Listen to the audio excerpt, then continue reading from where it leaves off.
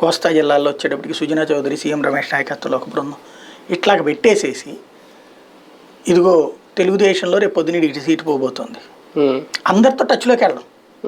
తెలుగుదేశంలో పోటీ పడేవాడికి ప్రస్తుతం పోటీలో ఉన్నాడు, వైసీపీలో పోటీ పడేవాడికి ఇప్పుడు ఉన్నటువంటి అందరితో టచ్లో ఉండి అన్నా మేము చాలా అగ్రెసివ్గా వెళ్ళబోతున్నాం ఆంధ్రాలో, మీకు అక్కడ కాదనుకుంటే మీరు రెడీ అయిపోండి, మన దగ్గరికి వచ్చేయండి, మీ చేతిలో మీకేమో పోల్ మేనేజ్మెంట్ తెలుసు, మోడీ హవా నడుస్తుంది అక్కడ, మోడీనే గెలుస్తాడన్నది కన్ఫర్మ్ కదన్నా.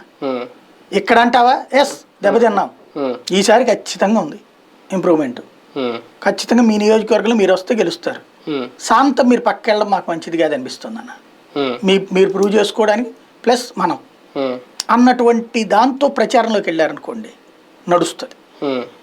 జనసేన ఇక్కడ దెబ్బ కొడుతుంది అక్కడే, జనసేన భారతీయ జనతా పార్టీ ఆ రూట్లో ఆలోచించి ఉంటే ఖచ్చితంగా 30-40 సీట్లు కొడతారు. కానీ జనసేన అటు వెళ్ళిపోవడం, ఈవిడేమో అసలు ఏం చేయాలన్నది కాకుండా గాల్లో దీపం పెట్టి దేవుడే నీదే భారం అన్నట్టు 24 గంటలు అధిష్టానం అంటే ముందు నువ్వు తయారయ్యి కదా అధిష్టానానికి చెప్పాల్సింది. ఇప్పుడు ఫర్ ఎగ్జాంపుల్ తెలంగాణలో ఉందండి, పొత్తులొద్దు అని స్థానిక నాయకత్వం చెప్పింది,